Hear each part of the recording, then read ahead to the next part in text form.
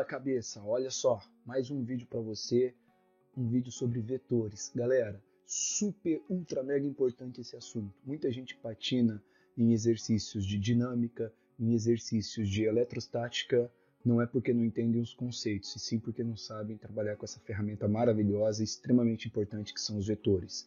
No final do canal aqui, ó, na descrição, vai ter um link com lista de exercícios. Por favor, entre lá e resolvam os exercícios. Agradeço de coração o apoio e as mensagens que vocês têm me mandado para continuar com o canal e para liberar esses vídeos. Eu peço que vocês se inscrevam no canal, ativem o sino, dê um joinha, porque serão liberados vários vídeos com várias listas de exercícios para orientar você, vestibulando, você que é aluno do ensino médio e tem dúvidas nesses conteúdos. Tranquilo? Então, sem enrolação, vamos lá para o nosso videozinho. A primeira coisa que a gente tem que saber de vetores é a definição, certo? O que vem a ser vetores? Vetores é para a gente pode definir vetores como sendo um segmento de reta orientado, usado para representações geométricas de grandezas vetoriais. Lembra que existem duas classes de grandezas para a gente, grandezas escalares e vetoriais. Grandeza é tudo que a gente consegue medir. Então, grandezas escalares são aquelas grandezas que são definidas somente com módulo e unidade de medida. Como assim módulo e unidade de medida? Grandezas vetoriais são grandezas que são medidas, definidas e descritas, definidas com módulo, direção, sentido e unidade de medida. Professor, explica um pouco. Bom, por exemplo, se eu pegar um objeto qualquer, por exemplo, essa caneta aqui, e falar para você que essa caneta tem uma massa de 100 gramas. Olha só, você entendeu. Essa caneta tem uma massa de 100 gramas. Agora, se eu dissesse para você que essa caneta tem uma massa de 100 gramas na direção horizontal para a direita, não faz sentido nenhum.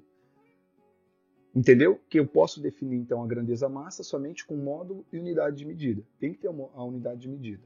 Agora, se eu falasse para você que eu vou aplicar uma força nessa caneta de 100 newtons, eu posso aplicar... Você entende que tem uma força sendo aplicada, você não sabe como ela está sendo aplicada. Posso aplicar uma força de baixo para cima, na vertical, na horizontal, da esquerda para a direita. Então, força é uma grandeza vetorial. Por que é uma grandeza vetorial? Porque para eu definir, eu entender como ela está agindo em um corpo, eu preciso de módulo, direção, sentido e unidade de medida. Então, eu vou usar esses segmentos de reta, esses vetores, para representação geométrica dessas grandezas vetoriais. Força, aceleração vetorial, deslocamento vetorial, certo? Quantidade de movimento, que é uma outra grandeza que você vai aprender ali. Vamos lá. Porque o que vem a ser, então, eu vou representar aqui um segmento de reta orientado. Por que a gente define vetor como segmento de reta? Galera, porque segmento de reta, ele tem início e tem fim, ou seja, um segmento de reta eu consigo calcular o comprimento dele. Segmento de reta, entre aspas, é um pedaço de uma reta, certo? E orientado, por quê? Porque ele vai ter um sentido aqui, ó. Então, eu pego uma reta, corto um pedaço dela, essa reta está me dando a direção. Se essa reta estiver na horizontal, o segmento que eu vou cortar aqui vai estar na horizontal. Nessa direção eu posso ter dois sentidos, para a direita ou para a esquerda. Quando eu coloco esse sentido aqui, ó, então eu tenho um segmento de reta orientado.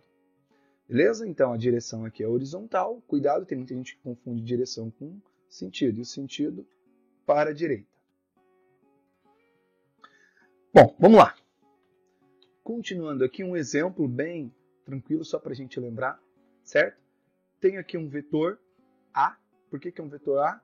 Porque está representada essa setinha aqui em cima. Uma pergunta que alunos já me fizeram, alunos, obviamente, do primeiro colegial, que são alunos que estão começando a ter um contato com vetores, é: professor, por que o segmento de reta orientado, ou o vetor, está para cima e aqui em cima está para a direita? Porque é convenção, gente, é definição. A gente sempre vai usar isso aqui para a direita. Então, isso é uma notação vetorial. Vamos supor que eu tenho uma escala, que tudo isso daqui vale 15 newtons, certo?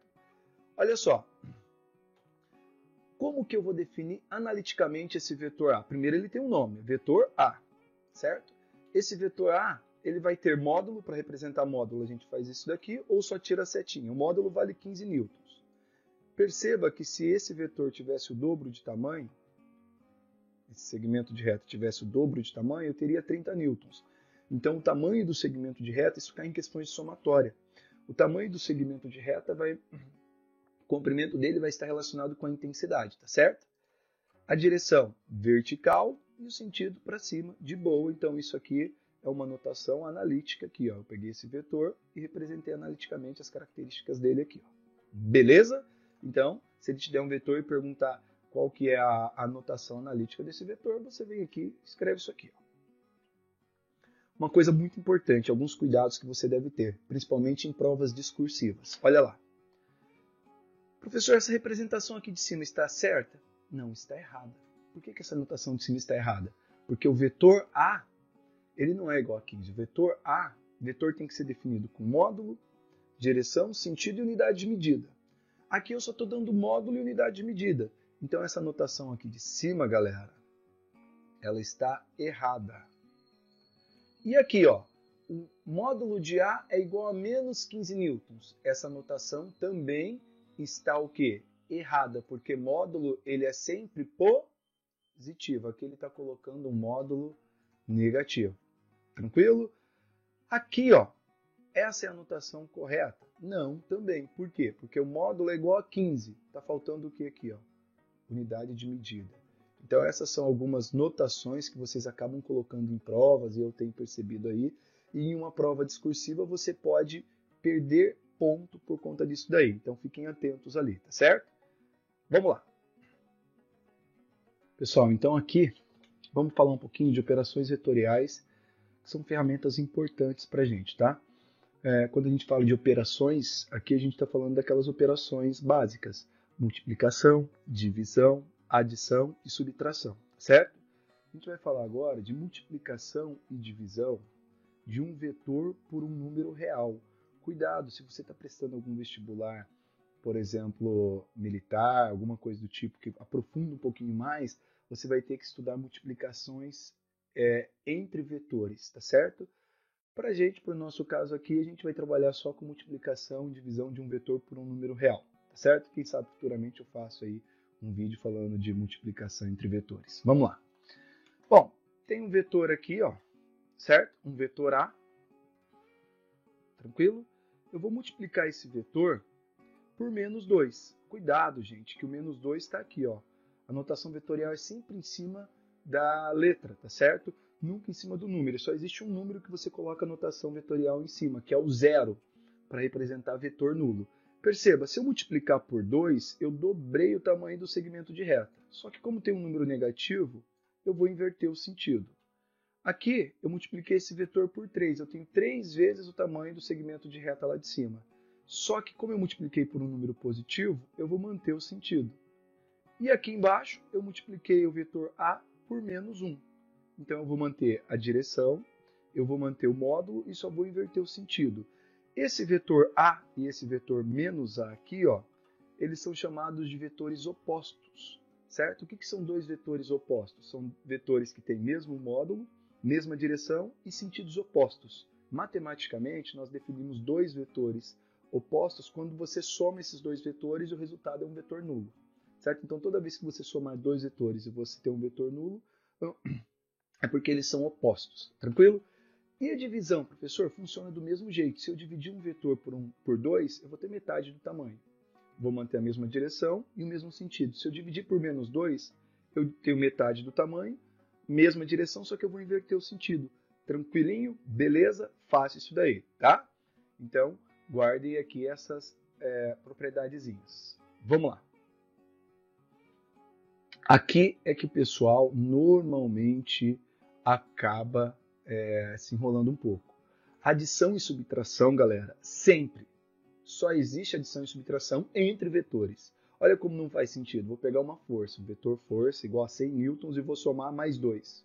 Cara, não se soma uma grandeza com outra grandeza diferente. Aliás, com um número que não representa nada. Então não faz sentido. Por isso que vetores, adição e subtração, são sempre entre vetores. Beleza? Primeira, vou passar 3 regras, tá? A primeira regrinha que normalmente você estuda no colégio é a regra poligonal ou regra do polígono fechado. Dei aqui 3 vetores para vocês, vetor A, vetor B e vetor C. E vou fazer uma soma de A mais B mais C. Se eu fizer A mais B mais C, a gente brinca, né? Coloca o início de um vetor, a extremidade de um vetor no início do outro. A gente brinca que é o cabecinha na bundinha, olha lá. Ó. Cabecinha do vetor A na bundinha do vetor B. cabecinha do vetor B na bundinha do C. Por que é uma regra do polígono fechado? Porque o resultante fecha o polígono. O resultante fecha o polígono do início ao fim. Eu vejo muitos alunos colocando o resultante aqui, ó. Do C até o início aqui, ó. Certo? Muitos alunos fazem isso aqui, ó. Coloca o resultante daqui até aqui, pelo amor de Deus, gente. Aí não, tá? Vamos lá. Vamos supor que eu esteja prestando vestibular e ele me dê isso aqui, ó. Vetor R menos C é igual a A mais B. Isso é verdadeiro? Cara, professor, eu não consigo ver.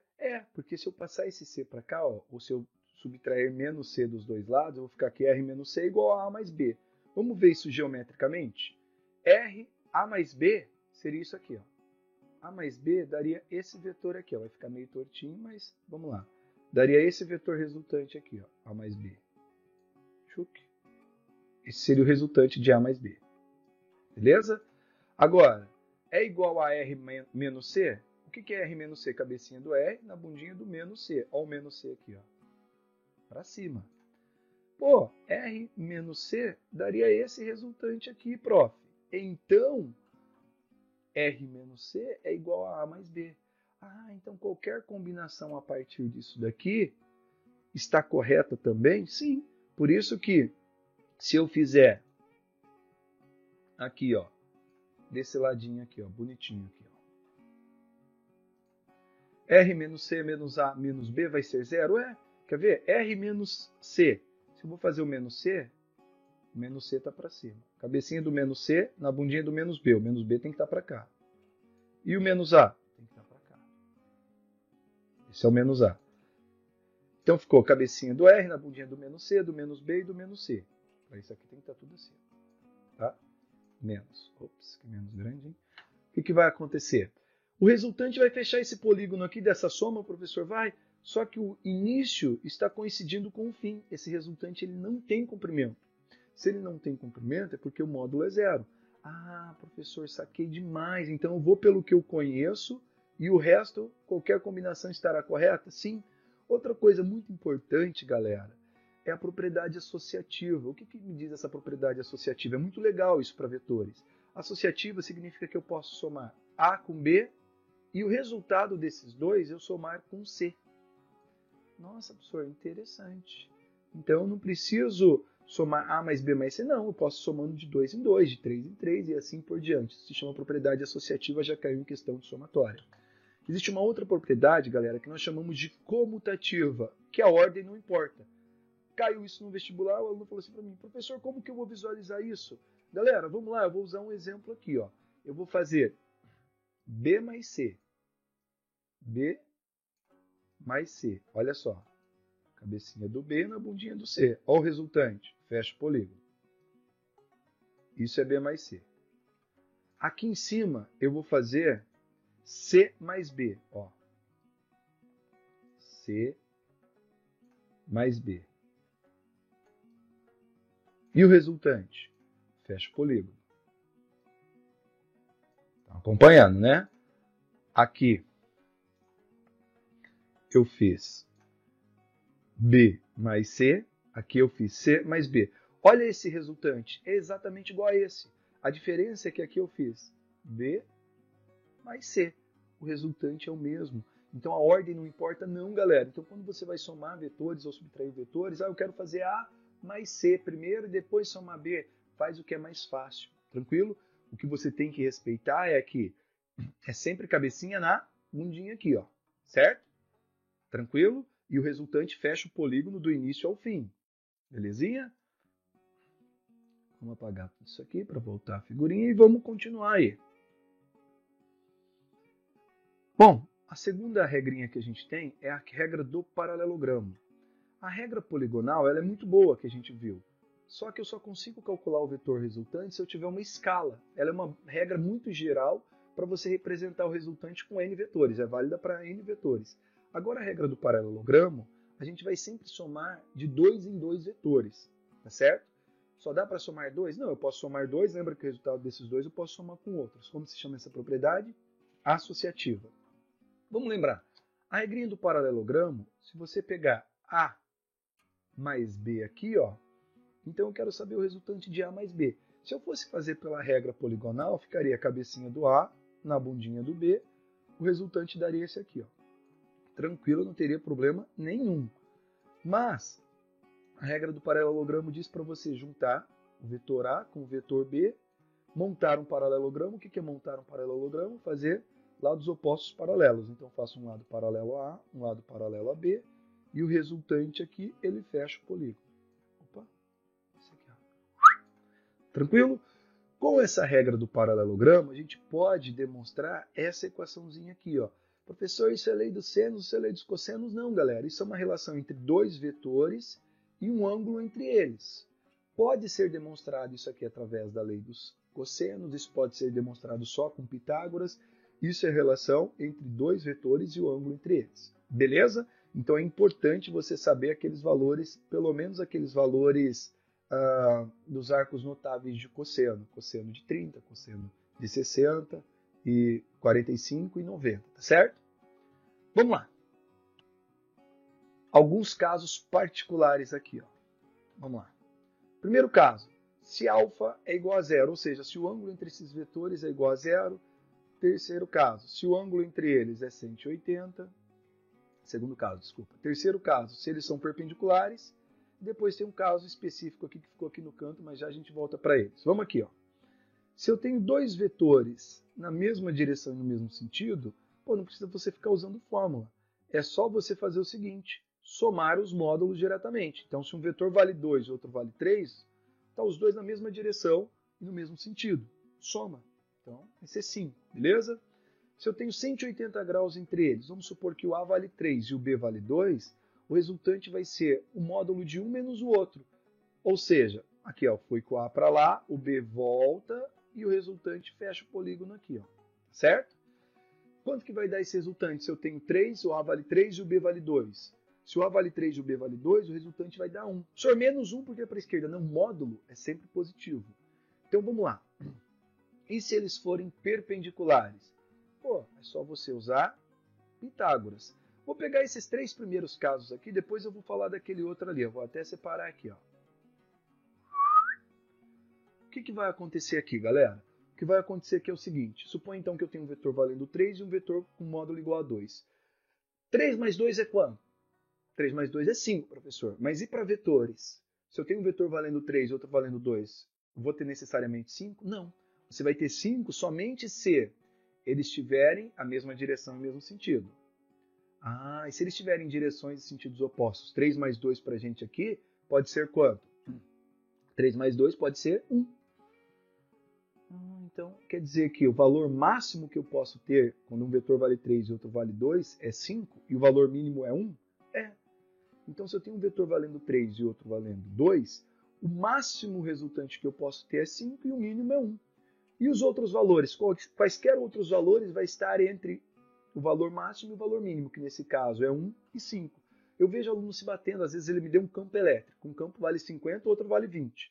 Na resposta tem 80, o aluno marca, chuta. Na resposta tem 100, o aluno chuta. Cara, se um vale 50 e outro 20, o máximo que essa soma pode dar é 70. E o mínimo é 30. Então a resposta vai estar entre 30 e 70, para você aí, cabeça, pensar nisso. E um outro caso particular que cai bastante, apesar de ser bem particular, certo? É o seguinte, se você tem o vetor A igual ao vetor B, esses dois vetores têm o mesmo módulo aqui, ó, o resultante vai ser o próprio A. Vamos supor que esse vetor vale 20, esse vetor vale 20 e o ângulo é 120. O resultante vai dar 20, certo? Em um outro vídeo eu demonstro isso para vocês com mais calma, mas esse caso aqui ele aparece bastante, principalmente em situações de equilíbrio. Certinho? Vamos lá. E para fechar, galera, para a gente não perder muito tempo, a gente tem a decomposição vetorial. O que vem a ser a decomposição vetorial? Lembra que na outra regrinha lá, a gente tinha aqui ó, dois vetores, que a gente acabou de ver, do paralelogramo. Se você somar esses dois, você vai ter o vetor resultante, que nesse caso seria o V. O que a gente está fazendo aqui é o contrário, moçada. Agora a gente tem um vetor, eu vou dividir ele em dois.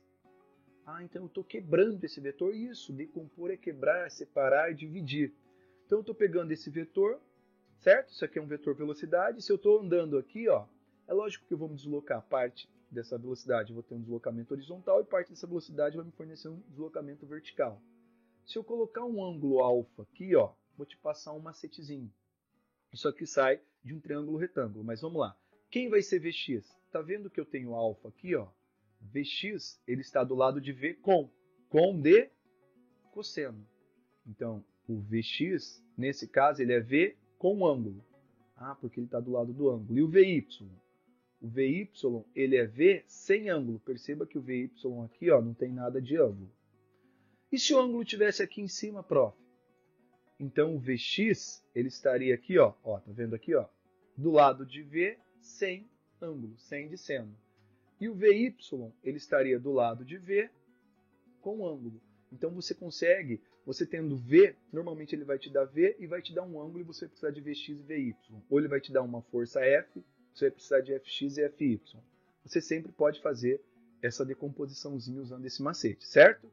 Vê se está o lado, o Vx está com ângulo ou sem ângulo. Se está sem, é seno. Se está com, é cosseno. Beleza? Vamos lá.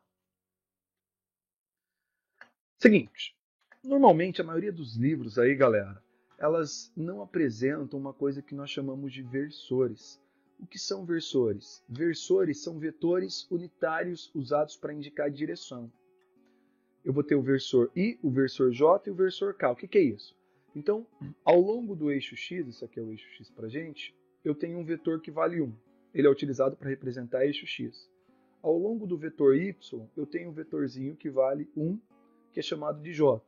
E ao longo do eixo Z, se eu estiver trabalhando em 3 dimensões, normalmente a gente trabalha só com x e y, eu vou ter um versorzinho K. Professor, não entendi muito bem. Vamos lá, então. Pessoal, então vamos lá para um exemplo para a gente entender melhor essa ideia de versores. Ó, seguinte, vamos supor que ele me dê isso aqui. Ó. Ele me deu isso aqui. Professor do céu, F é igual a 3i menos 4j, eu nem sei o que é isso. E representa horizontal, certo? E está representando horizontal aqui. Ó. O que significa isso? Que eu vou ter um vetor de módulo igual a 3 na horizontal. E o J representa vertical. Então, como que eu desenharia isso em um plano cartesiano, se eu fosse colocar lá? Eu desenharia que eu tenho 3i aqui, ó. Aqui eu tenho 3i, ó, tá vendo? E aqui eu tenho 4. Por que está para baixo, professor, isso daí? Por que está para baixo aqui, ó? Isso daqui está para baixo por conta disso daqui, ó. J, se fosse mais 4J, estaria mais 4 para cima. Como é menos 4J, significa que eu tenho menos 4 aqui, ó. Então eu tenho 3 para a direita, porque eu estou a favor do eixo X, o I é só para representar eixo X e o J só eixo Y. E menos 4 para baixo. Esse seria o vetor F, ó. Ah, então esse vetor aqui, ó, se eu fosse decompor, eu posso falar que ele tem 3i e 4j para cá? Sim, perfeito. Quanto que seria o módulo disso, professor? Isso é um triângulo 3, 4, o resultante é 5. Uma vez caiu na FUVEST isso daqui, e ele me perguntou o resultante. Aí eu falei assim, professor, como que eu vou calcular isso? Cara, é um triângulo 3, 4, 5. Faz Pitágoras aí, você vai ter um módulo, olha lá, módulo, tirei a setinha, 5. Beleza? Vou resolver um exercício para a gente entender melhor essa ideia. Vai lá, esse exemplo para a gente terminar. Considerando-se o diagrama que representa os vetores A, B, C e D, calcule o módulo do vetor x, que é igual a mais B mais C mais D, em centímetros. Então ele me deu isso, ó. Isso é uma questão de vestibular. Vetor A, vetor B, vetor D e vetor C. Eu quero fazer isso como? Eu vou fazer isso, por exemplo, escrevendo esses vetores em termos de versores, só para você entender. Vamos lá. Quem que é o vetor A? Se você olhar aqui, ó, o vetor A, ele tem 2 quadradinhos para a esquerda, se eu fosse colocar um eixo X aqui. Ó. Então, eu tenho 2 quadradinhos para a esquerda. Na horizontal, eu tenho menos 2, menos 2i.